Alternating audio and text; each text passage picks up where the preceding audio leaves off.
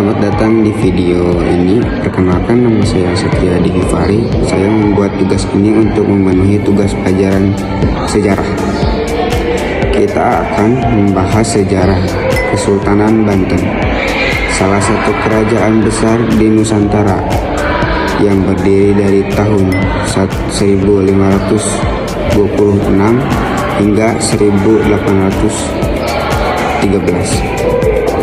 Kesultanan ini terletak di pesisir barat Pulau Jawa dan memiliki pengaruh besar di bidang perdagangan, politik, serta agama Islam di wilayah Asia Tenggara. Kesultanan Banten didirikan oleh Sultan Maulana Hasanuddin pada tahun 1526.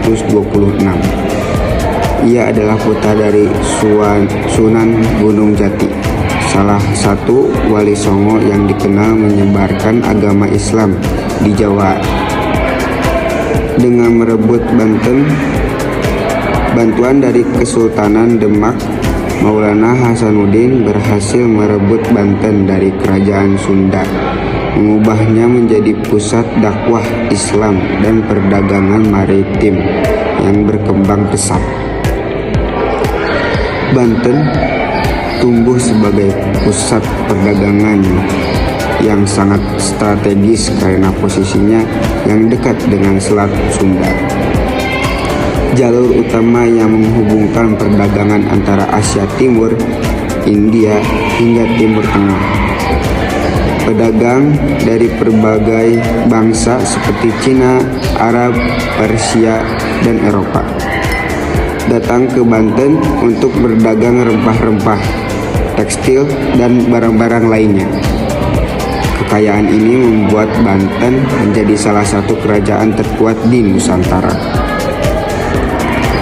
Puncak kejayaan Kesultanan Banten terjadi pada masa pemerintahan Sultan Ageng Tirtayasa sekitar tahun 1651 sampai 1682. Di bawah kepemimpinannya, Banten tidak hanya unggul dalam perdagangan tetapi juga dalam teknologi dan diplomasi.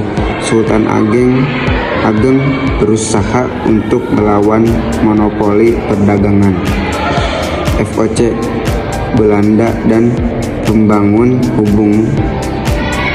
hubungan dengan kekuatan asing lain untuk menjaga kedaulatan Banten.